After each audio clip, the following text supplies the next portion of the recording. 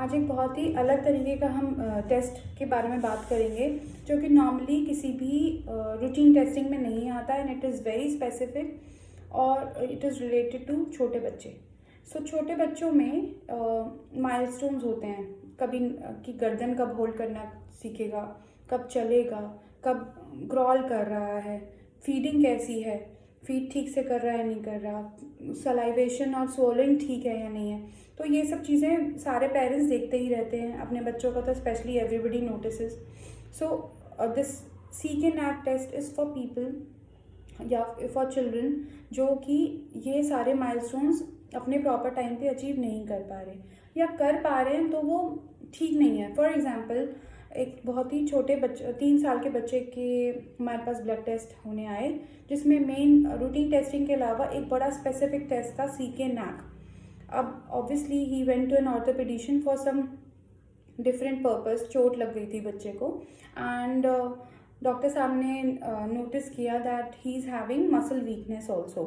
Then he kept on asking about the history कि क्या क्या है। तो नेक होल्डिंग भी, बच्चे की गर्दन भी झूल रही थी और चलने में भी ऐसा लग रहा था जैसे बहुत थका हुआ है। It can be due to fever also, but there was no history of fever.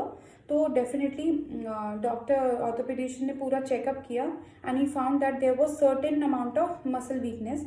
He gave us for this CK-NAC, he ordered 1 CK-NAC and that was like I think 7,000 से ऊपर था। नॉर्मल 350 तक होता है।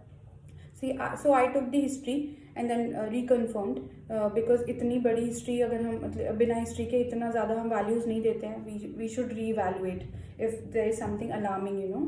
and पता चला कि definitely patient is having muscle weakness और CK-NAC इतना बड़ा आया है। तो फिर हमारा जो ट्रीटमेंट प्लान है वो मसल डैमेज वाली जो एक स्पेक्ट्रम है डिजीज़ की, उसकी तरफ चला जाता है।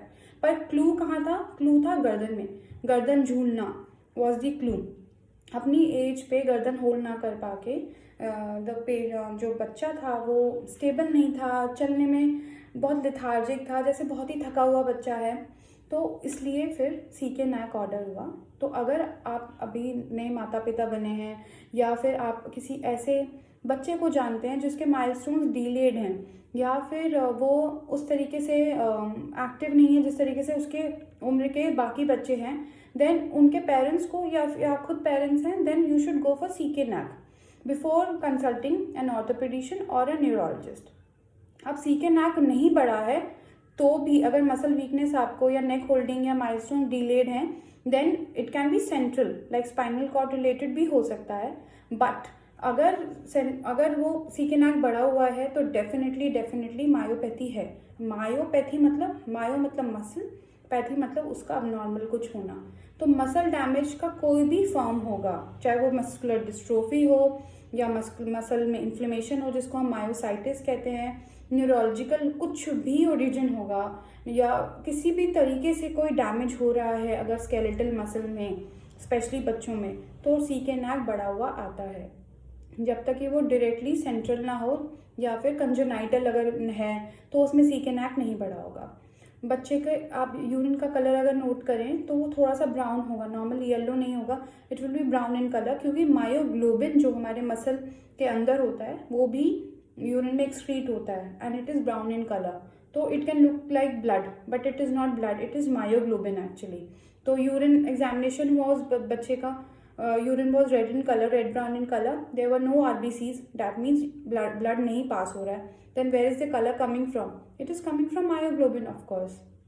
So one should go for CK-NAC अगर माइलस्टोन्स बच्चे के डिलेड हैं।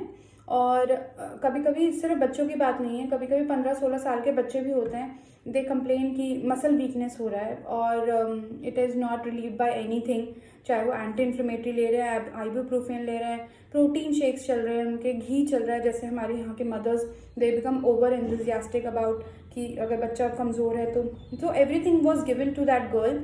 She was 16 years old and she was complaining of muscle weakness and she was also diagnosed with myositis. I don't know from where it came, but जब उनका biopsy हुआ skeletal muscle का तो it was myositis and फिर उनका steroids और methotrexate treatment plan चला and then yeah she is better now and अब तो बिल्कुल ठीक है, there is no other episode, and CK NAC is also normal now.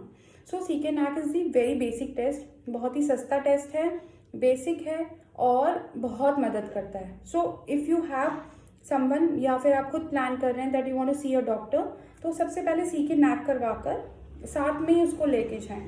तो आपका जो एक विजिट है वो थोड़ा सा बच गया एक तो, and you will go further. Like उसके बाद हो सकता है EMT हो जाए या फिर जो भी न्यूरोलॉजिस्ट या ऑर्थोपेडिशियन लिखेंगे वो हो जाए.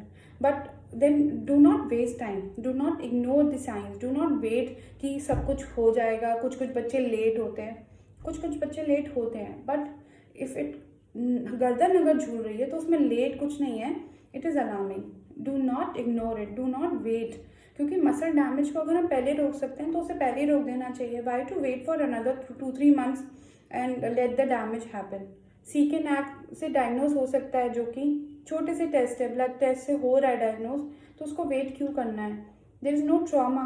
बस अगर there is no mental trauma, आप एक टेस्ट करवा के यू कैन रिलैक्स. और अगर नेगेटिव पॉजिटिव आता है then you can at least take further action. So yeah, go for CK NAC before it is too late.